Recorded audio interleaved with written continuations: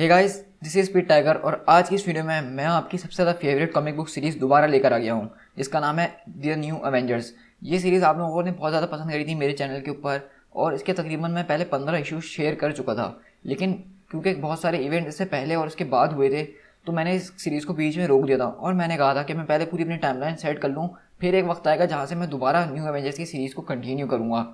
तो इसलिए अब वो टाइम आ गया है जहाँ पे न्यू एवेंजर्स के इशू नंबर 16 से लेकर 20 तक मुझे शेयर करने हैं आप लोगों के साथ। तो ये हमारी टाइमलाइन का इस तरह से एक ज़बरदस्त तरीके से हिस्सा बन सकेंगे। तो आप लोग मुझसे ये पूछेंगे कि हम तो भाई एक्स-मेन डेडली जेनेसिस के एपिसोड 2 का इंतजार कर रहे थे, लेकिन ये वीडियो कहाँ से आ गई अचानक। तो मैं आपको एक बात बता चलूँ मज़ेदार कि एक्स-मेन डेडली जेनेसिस और ये न्यू एवेंजर्स के इवेंट जो हैं बिल्कुल एक साथ हुए हैं। तो इसी वजह से आप लोग सोच रहे होंगे कि जब एक्स-मेन इतने खतरनाक विलन से लड़ रहे हैं तो उस वक्त एवेंजर्स कहाँ पे थे, और जब एवेंजर्स इतने खतरनाक विलन से लड़ रहे थे तो उस वक्त एक्स-मेन कहाँ पे थे, क्योंकि ये दोनों चीज़ें म्यूटेंट से रिलेटेड है, हाउस ऑफ एम की इवेंट से बहुत ज़्यादा रिलेटेड है और ये डेसिमेशन का ही हिस्सा है। तो इसलिए मैंने सोचा क्यों ना आपको एक एपिसोड एक्स-मेन डेडली जेनेसिस का दिखाया जाए और एक एपिसोड द न्यू एवेंजर्स की सीरीज़ का। तो इस तरह हम ऑल्टरनेट डेज पे ऑल्टरनेट सीरीज़ रिलीज़ करूँगा और आप लोग को इस तरह ज़्यादा मज़ा आएगा क्योंकि आपको एक साथ 2 सीरीज़ देखने का मौका मिलेगा मेरे चैनल के ऊपर। सो आप लोग इस सीरीज़ के बारे में तो पहले काफ़ी जानते हैं, न्यू एवेंजर्स की सीरीज़ के बारे में, और अगर आपने ये सीरीज़ पहले नहीं देखी है तो इसका मैं लिंक नीचे डिस्क्रिप्शन में डाल दूंगा, आप जाके ये पूरी सीरीज़ देख सकते हैं, आपको काफ़ी ज़्यादा अच्छी लगेगी। सो गाइस चलिए अब हम अपनी स्टोरी को शुरू करते हैं।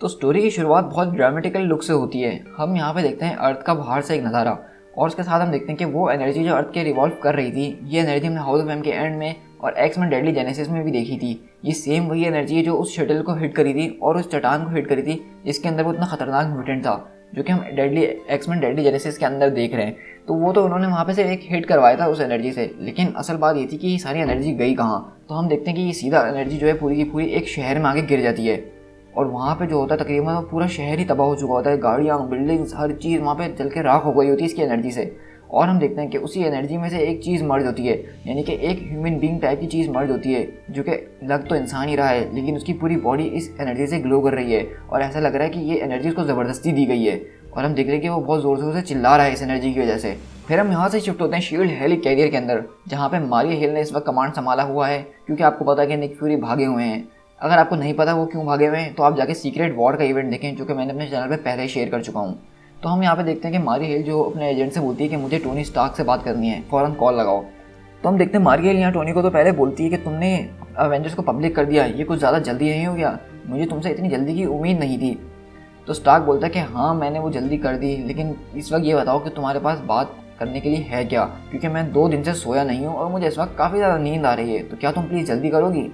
तो बोलती है कि हाँ मुझे वैसे भी कोई फ़र्क नहीं पड़ता कि कुछ सुपर पावर्ड विजिलेंटीज जो है अपनी अनाउंसमेंट करते हैं पब्लिक के दरमियान और वो ये बता रहे हो कि हम प्लेनेट को सेव करने के लिए हैं, लेकिन मैं एक ऐसी पीस कीपिंग ऑर्गेनाइजेशन चला रही हूँ जिसका काम है कि दुनिया के खतरों पर नज़र रखना और इसमें काफ़ी हद तक एवेंजर्स भी शामिल हैं, तो मैं तुम पर नज़र रखती ही रहूँगी। चलो बहुत बहुत शुक्रिया तुम्हारा, अब मैं अपनी कॉल रखता हूँ। लेकिन मारियल तभी उसको बोलती है कि मुझे सिर्फ एक ही बात जाननी है, the House of M. Stark बोलता है क्या कहा तुमने, मैंने कभी ये सुना नहीं है। तो मारी बोलती है अच्छा टोनी ऐसी बात है, तुम ही थे जिसने हमारी आधे से ज़्यादा सर्विलेंस टेक्नोलॉजी ईजाद करी है, तुम ही ने हमारे लिए सैटेलाइट्स बनाई है, मतलब शील्ड के लिए, तुम ही थे जिसने चांद के ऊपर जाके ऐसे कैमरास लगाए जो सीधा हमें अर्थ का व्यू दिखा सकते हैं।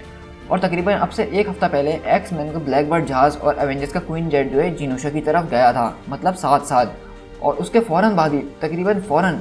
हज़ारों करोड़ों म्यूटेंट जो हैं अचानक गायब हो गए। और वो अचानक इतने हज़ारों करोड़ों म्यूटेंट्स की पावर ऐसे तो गायब नहीं हो सकती हैं, और तुम लोगों को जिनोशा जाना मुझे कोई इत्तेफाक नहीं लग रहा है। हमने एक औरत को पकड़ा है जिसका नाम है एलेन हार्सॉ, जो कि मुस्तकिल यही लफ्ज़ बोली जा रही है कि House of M, House of M, House of M. तो मैं ये जानना चाहती हूँ कि ये हाउस ऑफ एम आखिरकार है क्या, क्योंकि मुझे पूरा अंदाज़ा है कि तुम्हें इसके बारे में ज़रूर पता होगा टोनी स्टार्क। तो टोनी बोलता है कि मुझे माफ़ कर देना हिल, लेकिन मैं इसमें तुम्हारी कोई मदद नहीं कर सकता हूँ। जिनोशा सिर्फ हमारी एक ट्रिप थी, हमें किसी से मिलने जाना था और कुछ खास बात नहीं है। तो मारिया हिल बोलती कि सच में, टोनी स्टार्क बोलता है हमारा छोटा है ना, क्या नाम है उसका, स्पाइडरमैन, उसने कभी जिनोशा देखा नहीं था, तो मैंने सोचा क्यों ना उसको जिनोशा से घुमा के ले आऊँ। मारियल बोलती है कि देखो स्टार्क, मैं ये नहीं चाहती हूँ कि तुम मेरी इज्जत करो, मैं ये नहीं चाहती हूँ कि तुम मुझे पसंद करो, मैं ये नहीं चाहती कि तुम मुझसे रोज़ बात किया करो, लेकिन मैं तुमसे जो पूछ रही हूँ, तुम जो एक हीरो बने घूमते हो, उस हीरो की जिम्मेदारी मुझे बताओ। मतलब मैं जानना चाहती हूँ कि वहाँ पे ऐसा क्या हुआ था, क्योंकि मेरा काम है कि दुनिया के हर खतरे पे नज़र रखना, और मुझे इस हाउस ऑफ एम के नाम में से ही खतरे की बू आ रही है, तो क्या तुम मुझे फ़ौरन से बताना पसंद करोगे। तो स्टार्क बोलता है चलो ये बात तो अच्छा होगा कि तुम खुद ही समझ गए कि मैं तुम्हारी इज्जत बिल्कुल भी करना नहीं चाहता हूँ, और ये ज़रूरी भी नहीं है। तो मारियल बोलती है कि हम दुश्मन रहें ये ज़रूरी नहीं है, हम मिल के काम कर सकते हैं, एवेंजर्स और शील्ड। स्टार्क बोलता है कि मैंने कब कहा हम दुश्मन हैं, मैं तो कभी तुम्हारे बारे में सोचता भी नहीं हूँ, ना ऐसे ना वैसे, तो अब मुझे बहुत नींद आ रही है micelle, good night.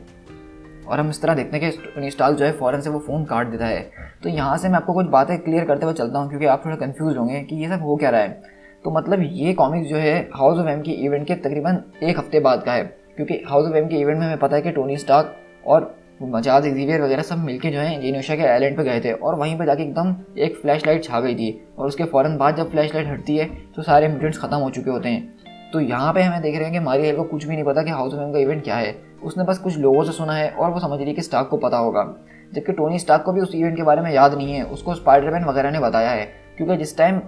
Wanda Maximoff ने वो लफ्ज़ बोले थे कि नो मोर म्यूटेंट, उस वक्त टोनी स्टार्क वहाँ पे मौजूद नहीं था, लेकिन स्पाइडरमैन वगैरह वहाँ मौजूद थे, तो इसलिए टोनी स्टार्क को ये सारी बात पता है। लेकिन वो मारियल के साथ हम देख रहे हैं कि वो यहाँ पे शेयर करना नहीं चाहता, वो सिर्फ अपने हद तक और एवेंजर्स की हद तक ही रखना चाहता है। हम यहाँ से देखते हैं कि उस पूरे शील्ड हेलिकॉप्टर के अंदर एक रेड अलर्ट का मैसेज छा जाता है हर तरफ। तो मारियल फौरन रुक जाती है और पूछती है अपने एजेंट से कि आखिरकार ये सब हो क्या रहा है। तो इनके एजेंट्स को वही बात पता चली है जो कि अभी हमने देखी थी शुरू में, कि एक चीज़ एनर्जी जो है स्पेस से आके गिरी है। तो मारियल पूछती है कि ये किस टाइप की एनर्जी है, मतलब क्या ये एलियन अटैक तो नहीं है। तो बोलता है कि नहीं ये कोई एलियन अटैक नहीं है, लेकिन ये एनर्जी डायरेक्ट सीधा स्पेस से आई है, ये कहीं अर्थ पे से जो है शूट नहीं गई है, ये सीधा स्पेस से आ रही है, और ये किसी किस्म की एनर्जी सर्ज है जो कि प्योर एनर्जी से बनी है, और ये सीधा डायरेक्ट आके नॉर्थ पोल पे हिट करी है हमारे। तो मारियल बोलती है कि उस इलाके में हमारा कोई शील्ड का स्टेशन या यूनिट वगैरह है, तो मुझे फ़ौरन उससे बात करवाओ। तो बोलता है कि हाँ हमारे 1-2 यूनिट वहाँ पे हैं, और हमने उनको फ़ौरन उस काम पे लगा भी दिया है। तो हम देखते हैं कि मारियल उनसे पूछती है, और वो बताता है कि हम लोग तकरीबन 6 जहाज़ हैं, और हम लोग फुल जो है हल बस्टर यूनिट की तरह तैयार हैं,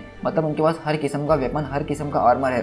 तो मारियल बोलती है कि बिल्कुल ठीक है, क्योंकि हमें नहीं पता वहाँ पे वो किस टाइप की एनर्जी है और वो क्या क्या कर सकती है।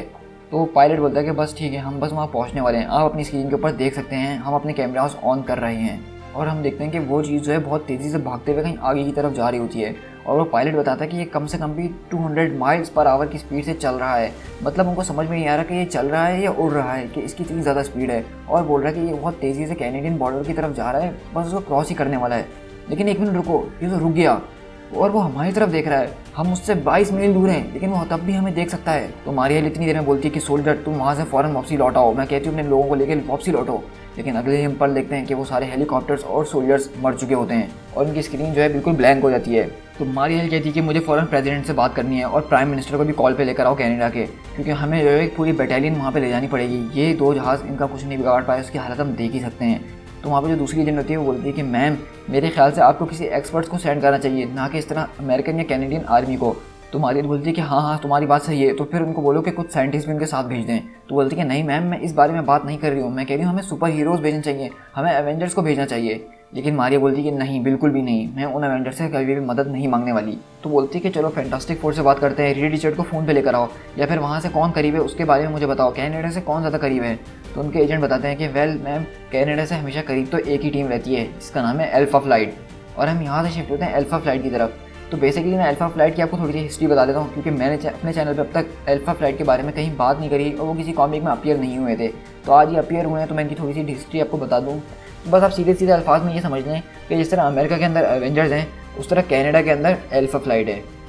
बस इतना सिंपल था। मतलब ये वहाँ के सुपर हीरोज़ हैं, और कनाडा के अंदर जो कोई भी मसले होते हैं उसको अल्फा फ्लाइट देखती है। तो हमें पता है कि ये म्यूटेंट जो है भागते हुए कैनेडियन बॉर्डर की तरफ जा रहा था, तो अल्फा फ्लाइट वहाँ खड़ी होती है उसका इंतजार में। लेकिन वहीं पर हम देखते हैं मारिया हिल वहाँ के प्राइम मिनिस्टर को फ़ोन करके बोल रही होती है कि सर आप अपनी टीम को वापसी बुला लीजिए, वो उसका मुकाबला मेरे ख्याल में नहीं कर पाएंगे। और वहीं हम देखते हैं कि अल्फा फ्लाइट का एक मेंबर होता है, वो बोलता है कि हम इसको जानते हैं या नहीं। तो वहाँ से वो जो आदमी होता है वो कुछ बोल नहीं रहा होता है, तो वो लोग बोलते हैं कि एक्सक्यूज़ मी सर, आप जो कोई भी हैं यहाँ से फ़ौरन लौट जाए, हम अल्फा फ्लाइट हैं और अमेरिका की प्रीमियर सुपर टीम हैं, और हम बिहाफ ऑफ कैनेडियन गवर्नमेंट हम आपको बोलते हैं कि आप अपना नंगा बदल लें और यहाँ से वापसी घूम जाएं, हमें आपको इस तरह नहीं देखना है। लेकिन मज़ेदार बात यहाँ पे ये होती है कि इस बात के फिर अगले पल हम देखते हैं कि शील्ड के दोबारा से जो स्क्रीन होती है वो बिल्कुल ब्लैंक हो जाती हैं और मारिया हिल बोलती है कि नहीं, ये हो ही नहीं सकता। और हम दूसरी तरफ देखते हैं कि पूरी की पूरी अल्फा फ्लाइट जो है वो बेहोश पड़ी हुई होती है, उनकी हालत ख़राब हो चुकी होती है, उनकी हड्डियाँ, नाक वाक सब कुछ टूट चुकी होती है, वो बिल्कुल बर्फ़ के अंदर पड़े हुए होते हैं, ऐसा लग रहा है कि वो मर चुके हैं।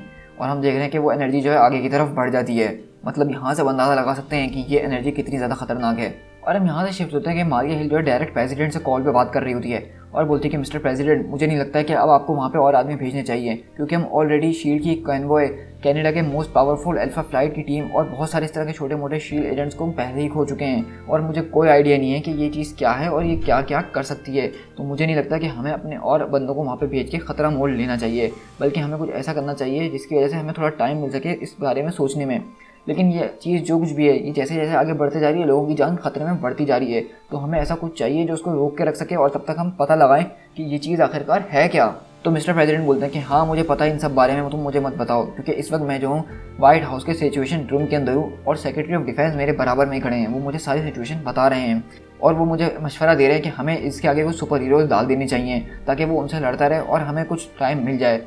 तो मारिया हिल बोलती है कि सर, आपकी बात बिल्कुल ठीक है, लेकिन इस वक्त रीड रिचर्ड फ़ोन आंसर नहीं कर रहे हैं और उनका कोई भी कम्युनिकेशन करने का ज़रिए इसके अलावा हमारे पास नहीं है।